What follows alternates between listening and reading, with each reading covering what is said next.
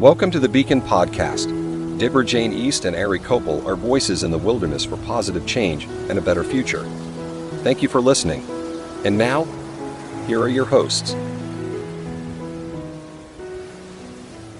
Welcome to the Beacon Podcast. This is Debra Jayne East, and my co-host is Ari Kopel, who is a best-selling author, and she's a podcaster as well with her own show. Ari, how has your week been? Because I know you've been as busy as I've been. Yeah, I've been very busy. I think it was last week. I had two podcasts, almost back to back, and just crazy stuff, just very busy. Yeah. So I'm just glad to be on your show again. Well, hey, it's what we do. It's what we Exactly. do. And I did a show this past week on about the dangers of Halloween. Hmm. And after the show went out, it's so strange. It's like other people, you can synchronize with other people with the same mindset, not even know it. I talked about the Ouija boards and seances and things like that. And then Right. after the show was up, two or three other articles came up just saying the same thing. Amazing. And that just shows you how, in the collective, those of us that get these messages about, what we need to do and talk about, that other people are getting these same messages. Have you seen that in your work too? Yes, absolutely. It's just the synchronicity behind it is just amazing.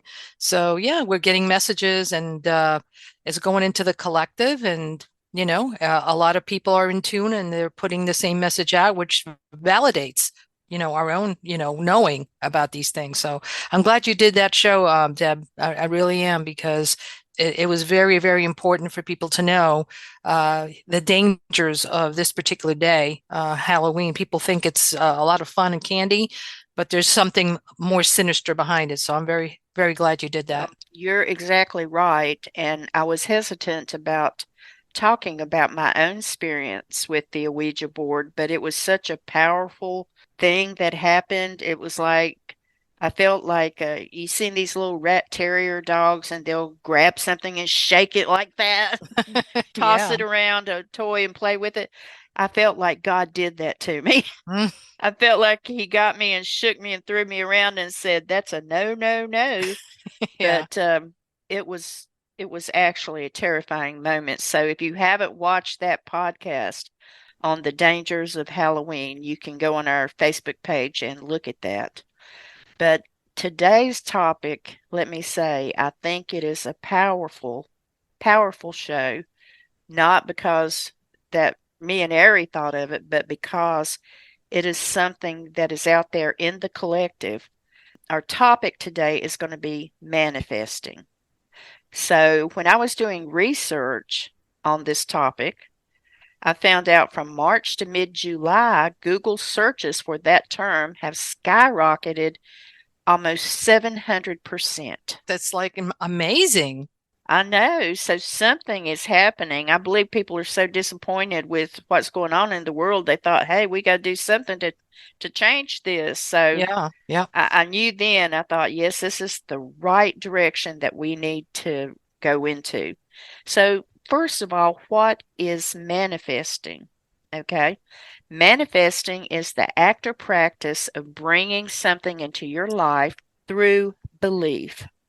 So, let me explain that just a little bit. I sent Ari a podcast a while back that I had watched that, like, bells went off in my head. Bells went off because I thought, oh my gosh, I'm understanding manifesting more.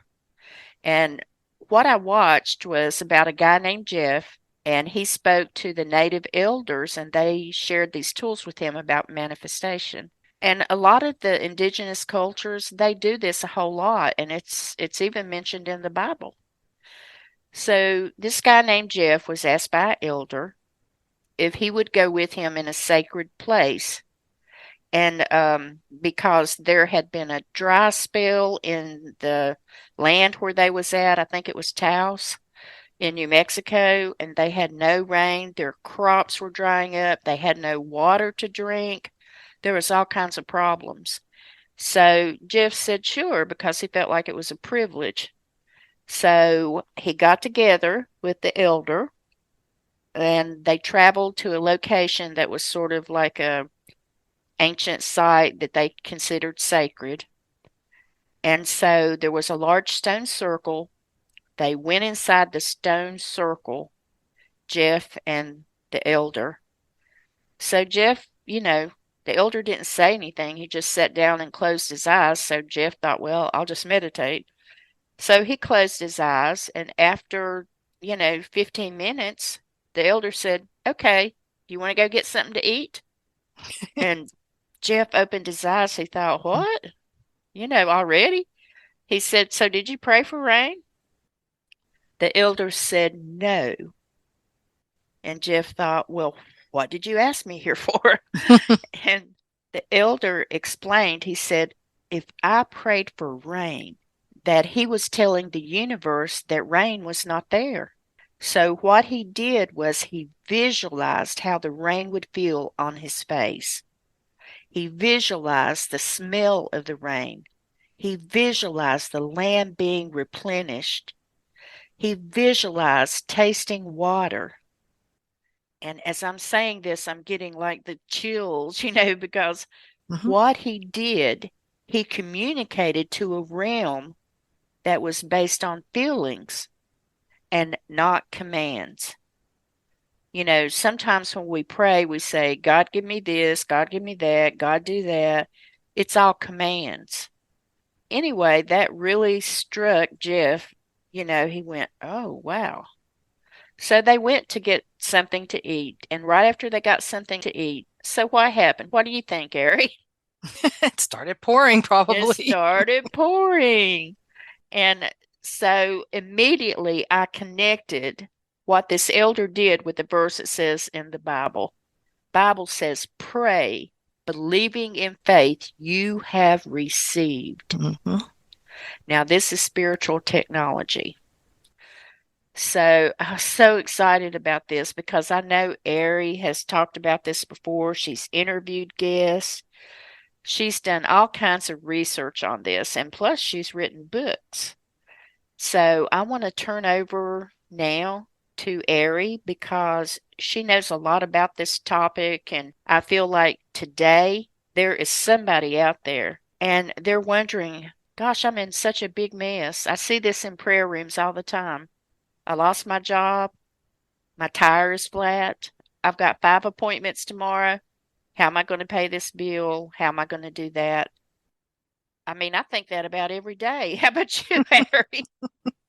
I think that all the time. So I thought this is a powerful thing to have a show about. So I want you to talk about the area and we'll just see where this leads because I think that this is going to be a connection to a lot of people that will make a world of difference to them. Jump in there, woman. Okay, very timely information. And it's not just about manifesting stuff, because we could get into that mindset. And even though you could do that, I think we should really apply this for something a little bit more important, like what we're seeing in the world today, because if we don't somehow collectively and even individually, individually start on ourselves manifesting and then collectively do it as well, then we're not going to really have much of a planet, let alone freedom or anything to even worry about whether we're going to manifest a new car or a new job, that kind of thing. Yeah. So I'm going to start, I guess, by telling a story about something that happened to me. I had many, many incidents where I manifested things as a child. Okay. Starting at 4 years old. Believe me, that's a totally different topic. I think that you and I briefly talked about that on our first interview together, but it started very young, and it's only because I stayed open to those realms, right? The ones that are the divine realms where everything is possible. I decided to stay open and not be part of the world. In other words, be in it, but not really be a part of it. And that was a conscious decision I made as a child. So you kind of have to go with that mindset to be able to manifest. So my experience as a child happened when I was going to a doctor's visit to get my annual shots. Don't remember if it was boosters or whatever. I was going to the doctor. I did not want to go. And my parents took me. This happened in New York City. We went into the building. It was cold outside. People were wearing their coats and whatever. And I don't know what it was, but there was a huge line just to get to the elevator, where people were, either working in the building or whatever. There was a huge line waiting for the elevators. Finally, when the elevator came, all these people that were ahead of us poured in. They went all the way to the back of the elevator. I, went towards the front with my parents and my little brother. When the elevator goes up, starts going up, somehow the thing stops. And you have to you think about this. This is back in the 1960s. So these elevators were kind of not the modern ones that we have today. They were a little bit more, I think they had the cranks and the whole, the whole gadgets. Oh, the So old kind. the old kind. And yeah, so I was more towards the front of the door, closer to the door as opposed to all the people in the back. But anyway, the thing decides to stop and everybody starts getting fidgety after a while, certain minutes pass by, people are fidgety. Hey, what's going on? So some guy decides to press the alarm button. He starts ringing and ringing and ringing. So you have that noise going on. You have women starting to, speak very, in an agitated voice, men starting to give orders. My brother starts to cry. The elevator starts getting hot. You know, all these things are happening and people are getting stressed out. So a long time passes and still nothing. Nobody's hearing the alarm. Nobody's doing anything. And Deb, all of a sudden, it's like, well, why isn't anybody? I'm thinking to myself, why isn't anybody doing anything? It's like everybody's complaining. And I want you to take what I'm saying and juxtapose that to what people are doing today or not doing today with all the events that are happening. So nobody's doing anything. All they're doing is complaining. And I'm thinking to myself, why isn't anybody taking action? Why is anybody doing anything other than ringing an alarm bell? So I get a communication from, those realms that I'm attached to still, that says to me, well, you take action then. So I'm 7 years old, mind you. I go to the front of the of where the door is. I squeeze myself in. I move my way, I wiggle my way through the little crowd there that was maybe 2 rows, in front of me until I get to the door. And I say to myself, I'm going to open this door. So what I do is I connected. I said to myself, the door is open. I am the one that's opening the door. The door is opening now. And so I'm visualizing this in my head, the door opening and clean air coming in, cool air coming in. And then I opened the door. And just like I'm projecting it, that's what happened. I opened the door. Oh, Now, wow. now the elevator was stuck between 2 floors, but still, in other words, nobody took action. It took a little 7-year-old to pry that door open. Where did I get the strength to do that? See, so it was a supernatural occurrence that happened, but all those people were like, they couldn't believe it, you know? So what I'm saying, there is a formula, okay? And this you can take to the bank where you can connect exactly what, as you said about the elder there, that how they did it, the rain and all that, how they commanded. It wasn't a command. What you're doing is you're projecting, okay? You're actually visualizing Yes. the outcome. So what the way the formula works is the following, and this you can do with anything. You can do this if you have somebody sick in your home, if you're experiencing financial difficulty, or you're watching your nation crumble okay, go into the abyss. Even with that, okay, with whatever it is, whatever circumstance that you want to change, you can do this with. So the first thing you do is, first of all, you need to detach from the outcome. Okay. You can't be so attached to it having to happen that because it won't work, because then you're in the mind. So you've got to be in that, in the spirit. You've got to be connected directly into that divine realm. So I picture myself as if I was, for some of you, it might be heaven, if you want to think about it that way. I don't see it that way. I see it in a place where, there is everything is, potentially everything is there. Everything is created. Um, there is no sickness, there's no death. There's just the possibility of all creation is there. So that's where I'm at in my being. Okay. So then from there, I'm detached where I don't have to worry about it having to manifest because I already know it will. So once I'm detached, then I set my intention, what I need to resolve. So in this case, for example, it was the elevator door opening, even though it was closed, it was shut. Okay. There's no way it would be pried open normally. Yet I went ahead and in, put my intention out there that I was going to open the door and it was going to be easy for me to do that. So I went ahead and put that out. Then I'm very specific. Okay, so I am putting the intention that the door is going to open, and this is how I'm going to open it. Okay, I'm going to put my little hands in there, my little fingers, and I'm going to pry it open, and it's going to open just like water. It's going to be very simple, very easy. And I'm watching it, I'm feeling it happen. Okay, so I'm imagining the process, and I know with certainty, this is a difference between knowing and a belief.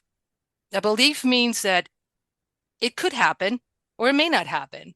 Like for example, let's say to give you, I believe that the things that the Republicans say are absolutely correct, and then tomorrow some Democrat person gives me some interesting facts, and I change my mind. No, a belief can be changed, okay, but a certainty, a knowing is absolute.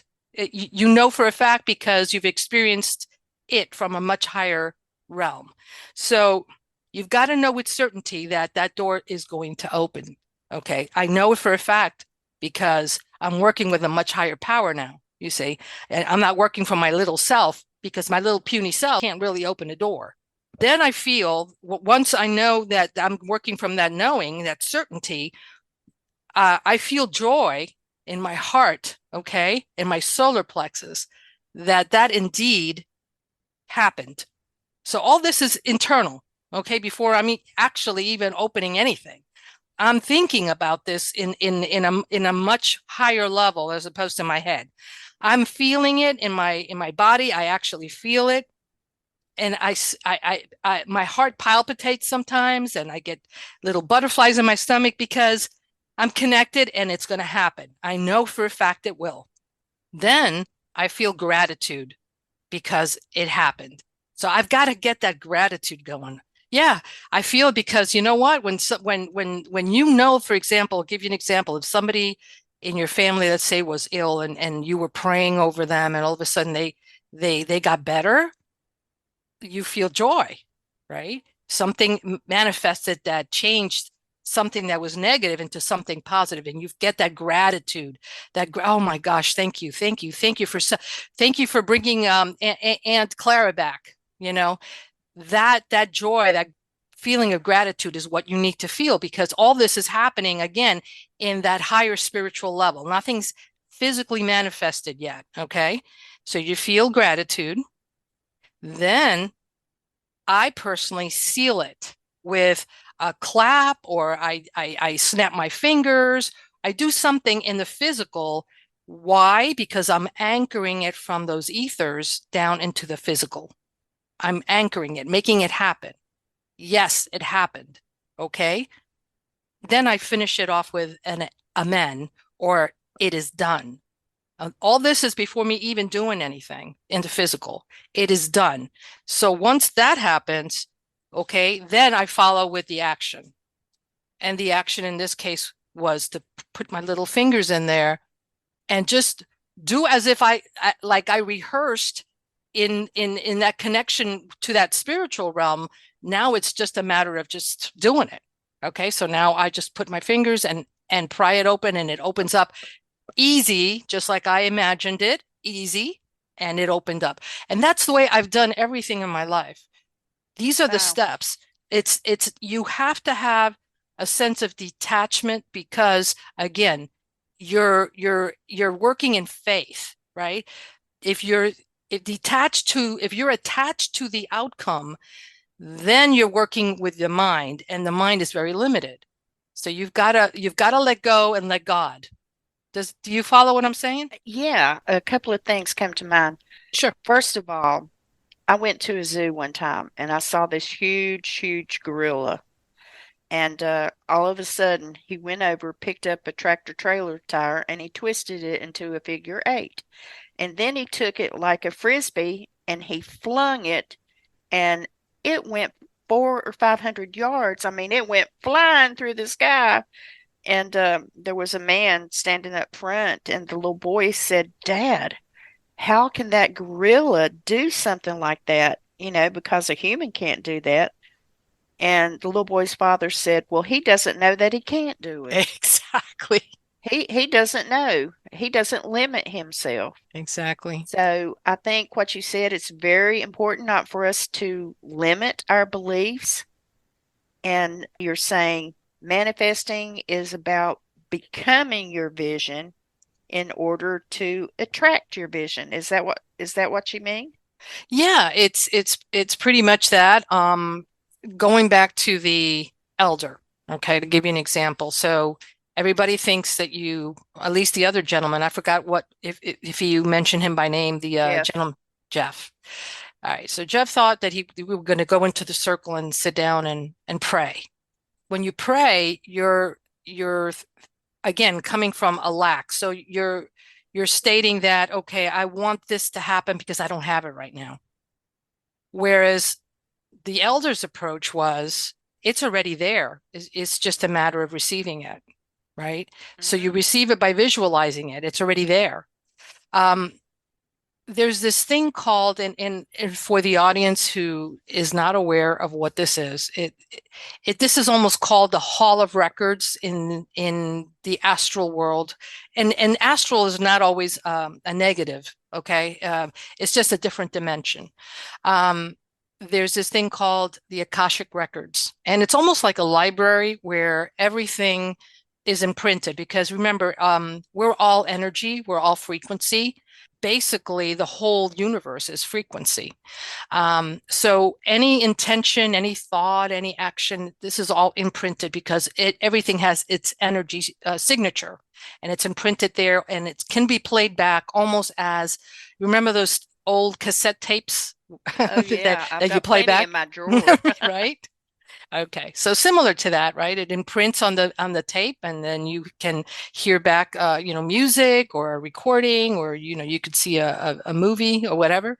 So it's just the concept that is kind of similar. So when you set this thing in motion, going from that higher level, not of prayer so much as a supplication. Oh, please, please, please, dear God, can you please grant me a job? Oh, please, dear God, can you please, you know, um, change the course of this nation? Let things be, back to normal or something. Whatever it is that you're praying about, when you come from that, means of course that you don't have it. Obviously we don't, right?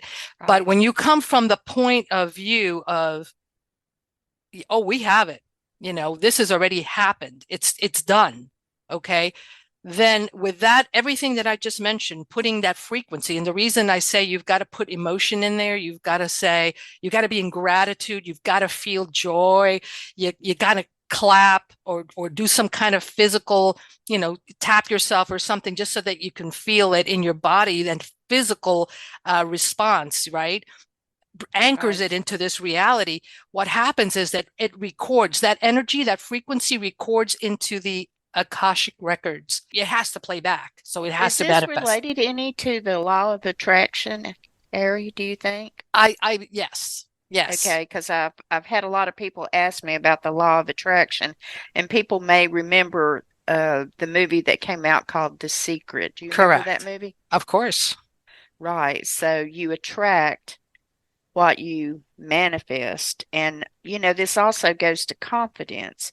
If you don't believe in yourself, you could get up to sing and you could sing the song, but if you're nervous and say, oh, well, people are better than me and all this kind of stuff, is one thing. But when you get up believing, well, hey, I am doing the best I can. I love this. I feel this song. And you built it out. The difference is amazing when you have confidence. If there's one thing that is really a pet peeve of mine, and I bet it is to you too, because we think a lot alike on these topics, is when you're talking to somebody and you discuss something, you say, "Oh, I heard this happened and it's very tragic, but I believe information is going to come through and it's going to turn around everything." And then that person says, "Probably not. They're probably just going to ignore the information and nothing's going to happen." And they they don't let that spark of hope or faith in there. They just predict, "Hey, nothing's going to change." And so what are they doing? They're putting that out there into that realm. They're putting out there everything's going to stay unchanged. So if you don't believe in yourself, if you're always saying, well, oh, I'm so pitiful, I'm down, I'm depressed, you're projecting that that's how you're going to continue to be. I've had many days where I felt horrible waking up because I have arthritis and stuff. And I'm thinking, man, I don't want to get up because I'm going to have this pain and I'm going to feel terrible. And I have started just saying, get up out of bed. Let's go have some breakfast.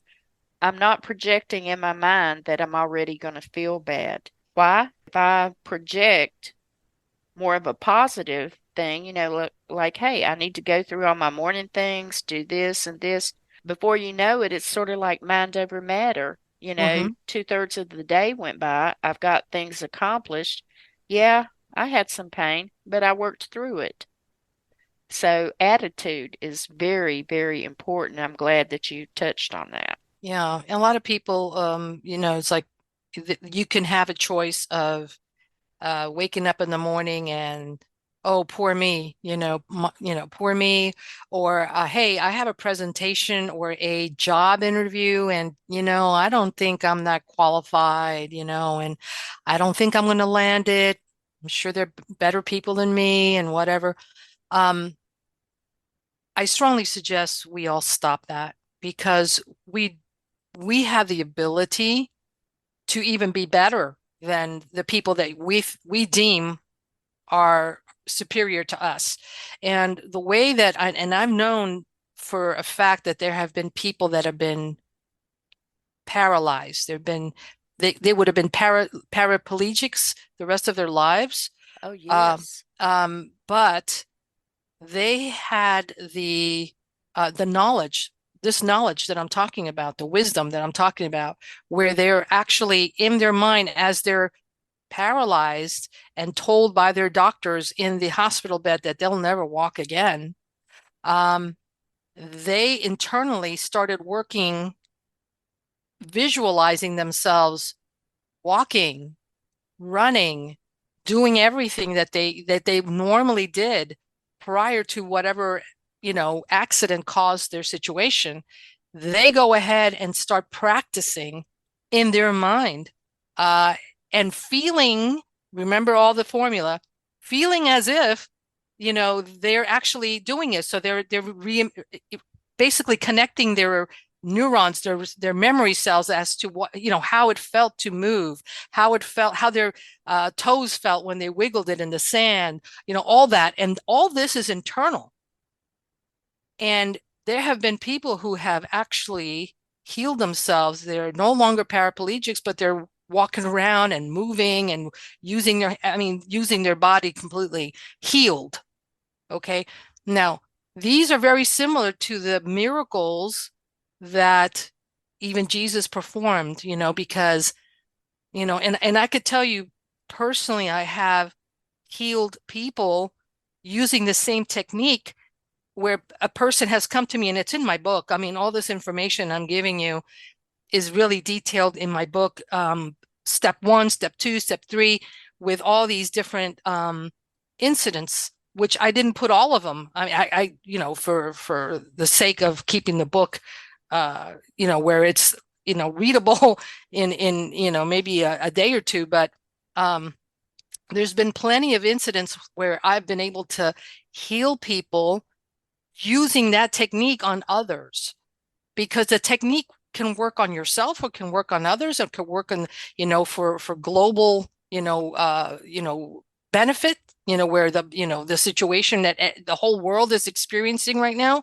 Can you imagine, Deb, if we all kind of, at least most of us, took it upon ourselves to learn these techniques, and all of us get on the same page and turn things around for the world? Well, I think it's amazing to look at the people who have done this. And one person that comes to mind, now I know I'm not going to pronounce his last name right, but his name is Nick Vujicic. Nick Vujicic. That's close enough. He's a paraplegic. He was born with no legs, tiny little flippers for feet, and he doesn't have any arms. And when he was born, his parents thought, oh my gosh, he's just going to be paraplegic and he's going to, we'll have to take care of him the rest of his life and everything. Nick, what he did was he took another view, another approach. He knew that God didn't create him to be a piece of junk. Mm-hmm.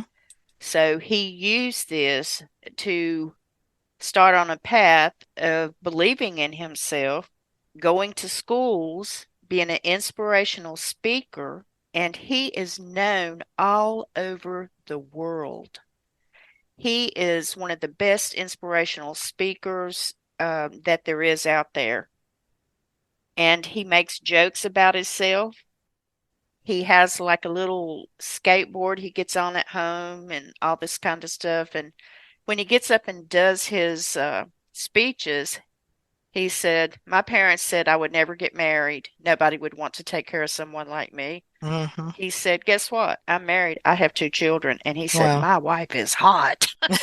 He's like, I love it. he's got a smile on his face. It inspires me so much because I'm Mm-hmm. thinking, well, hey, I've got 2 legs, so what's my problem? Exactly. This kind of manifesting, like Nick did, he goes all over the world. He doesn't let his lack of legs or limbs affect him in any way. He manages all of it. How many people would let that keep them in the dark? Mm-hmm. Would let that just make them ashamed to get out there? There is no telling how many lives that man has saved Exactly. because he decided to be a light instead of hold his head down in shame and feel like there was something wrong with him. Now, I like that you mentioned that people can, if they all got together, how they could change the world. Now, in your books, tell me the type of things that you talk about that could really apply to our listeners right now, because I think that's what they want to hear. What can you tell them? Well, first book is Spiritual Warfare and the Art of Deception. And basically, I go in there explaining how spirituality has been hijacked, unfortunately, where a lot of us are given information that makes us feel good and makes us want to feel connected. And especially if it's new agey stuff, we think that we're God and goddess and all these terms and whatnot. And, there's just a lot of truisms that have been morphed. And what it does is a lot of this information or disinformation disempowers us.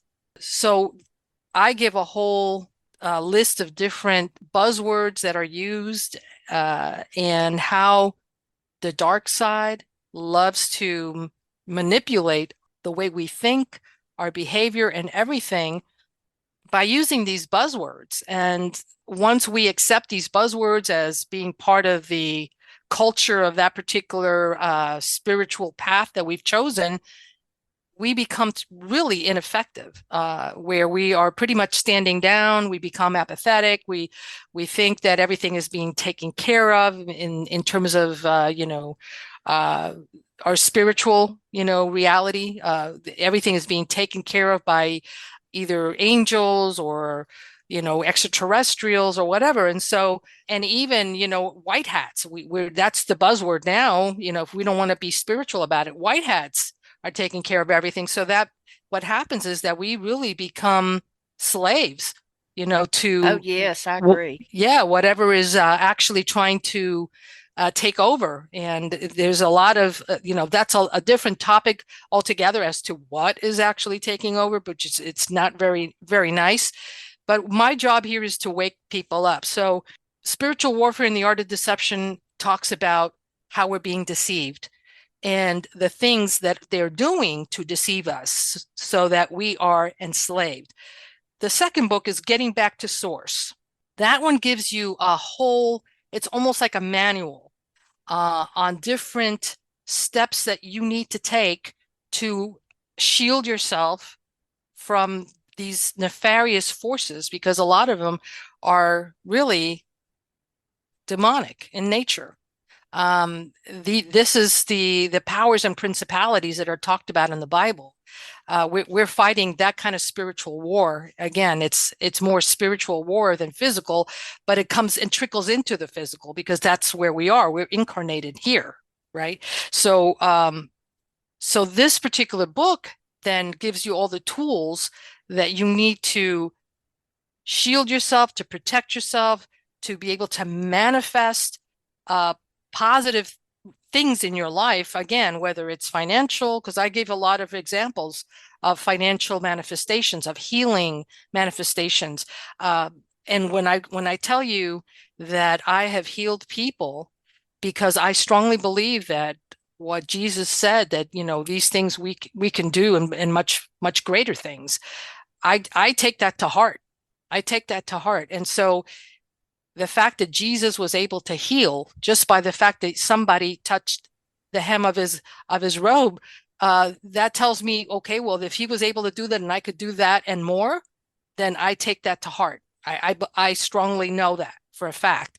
And so to give you an example of how that works is that, I was in a restaurant sitting down having dinner, and the waiter kept looking my way, and I'm going, I wonder what's happening to him.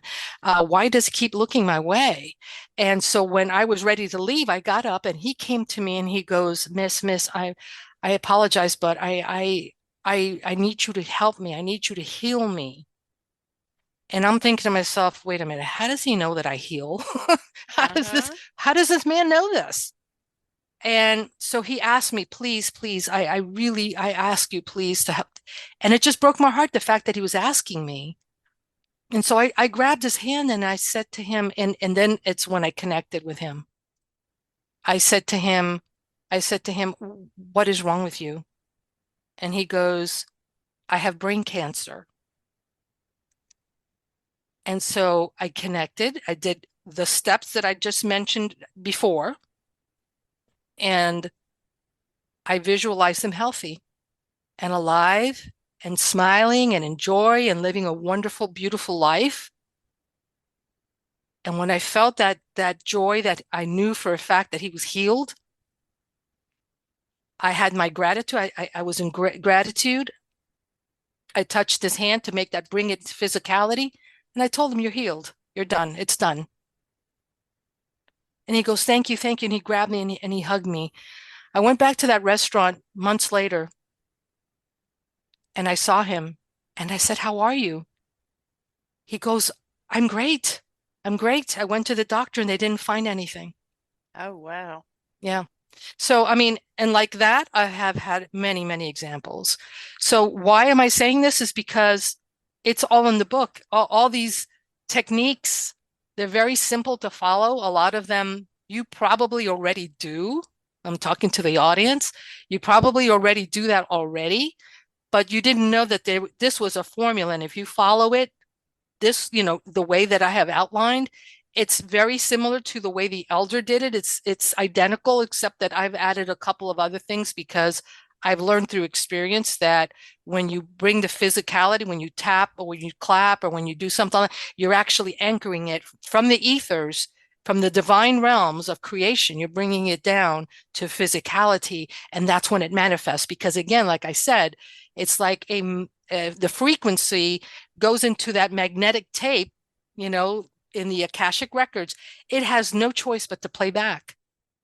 It's already recorded. All you got to do is play it back. That is fascinating. And I'll chip in this because I think it's very much related to what you're saying.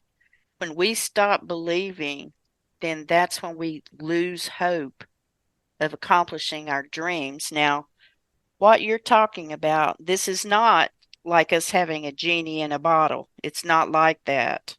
It takes work to do this. It takes not limiting your beliefs. And another good example was when Jesus was in the boat and he told Peter to walk on the water. And so Peter did. He was walking on the water. But then he got nervous and anxious and he looked down and he thought, "Oh no, I'm in the water. I'm going to die. I'm going to sink." And he Mm-hmm. started going down. And Jesus said, "Keep your eyes on me." And Exactly. it was all about the mindset of Peter. When we have doubts, if you're trying to manifest something and it doesn't happen, think about it. Am I really trying to manifest? Am I really believing that I'm going to get this?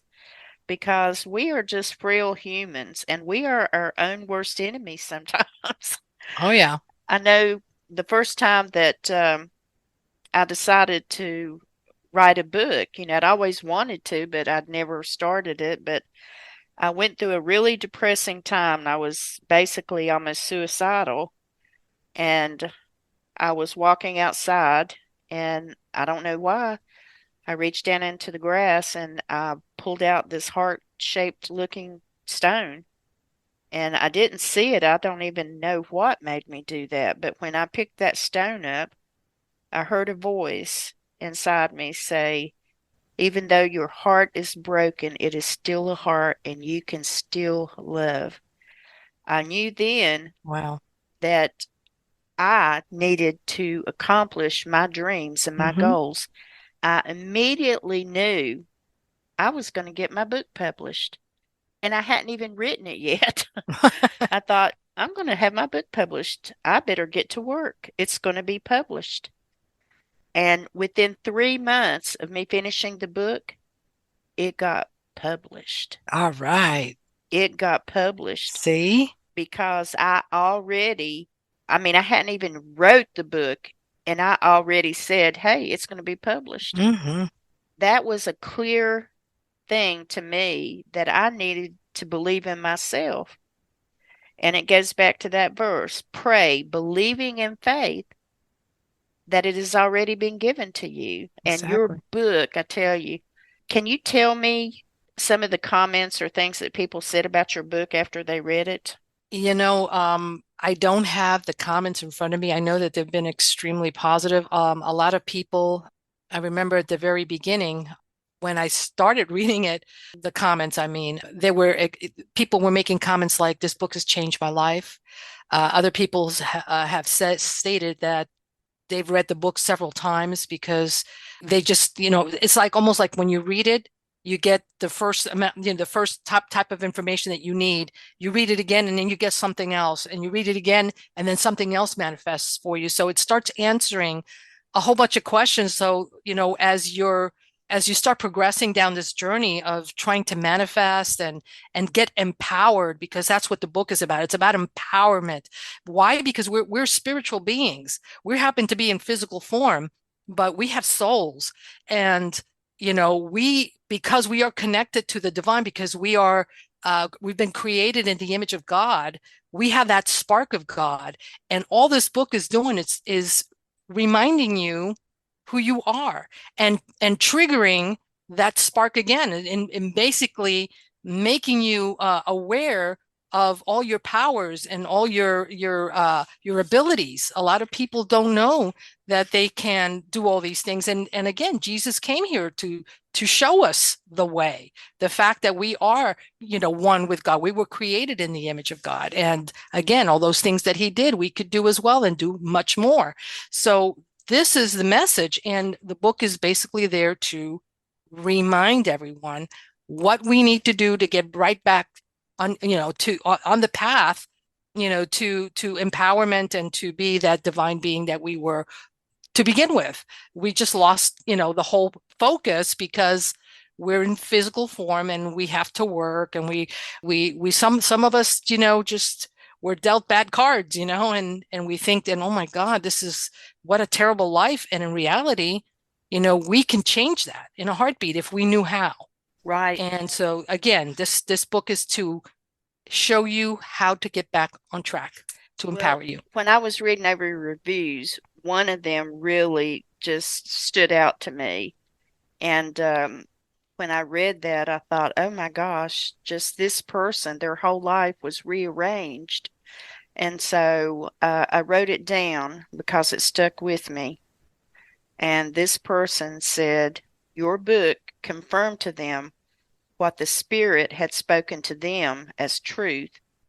And she said, this book has more truth than all the 50 or 60 that I've read put together. Every spiritual person that reads this book will be changed when they finish reading it. And Ari, thank you for caring about people enough to write the truth instead of something to sell and make a dollar. And she said, this is the only book I've ever read that is 100% truth. Now, let me tell you, that is a powerful statement. That is very powerful. Wow. So, you know, just imagine what it could do in your life. I urge everybody to order this book, to read it. And not only is it going to, like this young lady, it confirmed to her things the Spirit was already telling her. And this is how we are. God tells us things and we sort of push it out the door. Nah, Yep. I'm not going to listen now. I might do that, next week, or, I might do it some other time, or when I'm not so busy. And, we keep on getting these hints about pathways we should take, Hmm. but we push them out and we don't see them and we don't hear them. But then when somebody comes along and they say that same thing that you were hearing in your spiritual realm, hey, somebody's knocking on your door. And so, to all the listeners out there, Ari's knocking on your door. She's knocking on your door, and she's walked this path. And many of us, we have different jobs in this life. Some of us are speakers, some of us are authors, writers, we're caregivers, we're comforters, we're prayer warriors.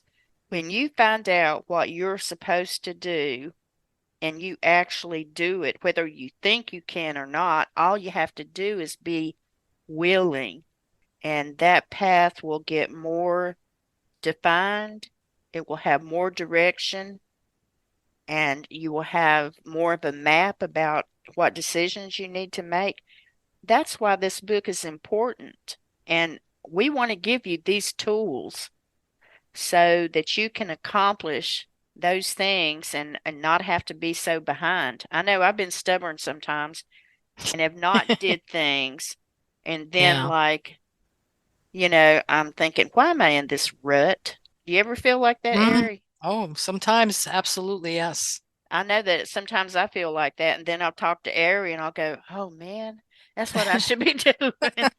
Oh my gosh. Hmm. Or, some other person will talk about the same issue I'm having. I'm thinking, all right there is a pathway, and I need to do that too. Ari has walked this path. She has been through these experiences and she has learned these lessons. Reading this book will only be a positive thing. And when you tie the facts into this book with the power of manifesting, oh my gosh, who's going to stop you? Absolutely. And again, remember that this, the tools that are in here they're not mine. In other words, I didn't make this up. Okay. So this is actual known laws that are universal laws that if you're aligned to them, they're going to work for you or the elder or whomever, is using them. Obviously that elder that Debra mentioned earlier, didn't read my book. He just knew how to tap into those universal laws. All I'm doing is putting them on paper for those of you who are not familiar with them so that they click, because your soul will recognize this as truth, just like that young lady did when she read the book, to the fact that she probably knew this, her soul knew this somehow, and maybe her soul was nudging her, hey, do it this way, or this is what this is and what this, and she kept ignoring it because she's second guessing herself, thinking it's coming from her mind, and it's actually her soul tapping, hey, wake up, this is the way you're supposed to do it. Then she reads my book and it validates everything for her. Validates. Yes, that's Mm-hmm. the word. Yeah. So again, these are things, you owe it to yourself to reconnect, okay, with that knowledge. That knowledge you already have inside of you. It's just I'm trying to shake it, it's like almost shake the shaker, right? To bring all those ingredients and flavors up so that you have that Italian little seasoning, right? It's because Yeah. the pepper's at the bottom, and then you've got the garlic, but you want all of it to come into your dish. So you shake it up a little bit so everything is available, right? So this is all it's doing. It's just bringing all those things that you already carry inside you as knowledge, that is probably dormant, and bringing it to the surface so that, oh my God, yeah, that makes sense. Yeah, that makes sense. So it all validates all these things that you already know, but maybe you didn't know how to put them together and you didn't know Exactly. what order to do them in. And now once you know, it's like riding a bike. Once you know how to do that, that's it. You're good to go. And then not only use it in your own life to make your life better and to heal others and protect your loved ones and your friends and all your circle, right? Because you can do that now Wow. with this knowledge. Yeah. But also to take it a little bit step further and apply it to the world, because the world really needs it. And remember, if it's going to be, it's up to me. And so it's each one of us taking responsibility and doing this. Can you imagine when we all do it together and Wow. start focusing on a better world? Oh my goodness. Well, I just thought of something. The elder, the paraplegic, Nick, your story, my story, all of our stories are different, but yet they're all the same. They're all a direction to accomplish the same thing. And that's how it needs to be because no one thing works the same for everyone. We've had different experiences, different events happen to our life. That's how this works. It's like a patchwork of maps and roads, and it all leads to the same thing, and that is us living a more fruitful, positive kind of life. And I think that the more we do that, the more we become our real selves instead of, these people stuck in the corner, silent, not speaking out, not doing things to manifest in our lifetime a better life. I mean, people are depressed these days. They're Mm-hmm. really depressed. I mean, you see it, there's shootings, there's robberies, there's abuse. We need to do this, not just for ourselves, but for the world. Yeah. Well, again, we are in the world, but we're not of the world. Right. And because of that, we need to connect and be connected continuously with the divine realms, where our creator, our God, or how you want to call your God, whether you want to call it source or supreme being or universal intelligence, however you are comfortable in naming your creator, your God. You need to tap into that, and you need to be connected continuously, and not be disconnected, especially during these times that are so challenging. You're going to be seeing a lot of negative things in the outer world that will affect you emotionally and everything. You need to observe it, but stay objective and stay connected, because otherwise it will affect you and it will paralyze you.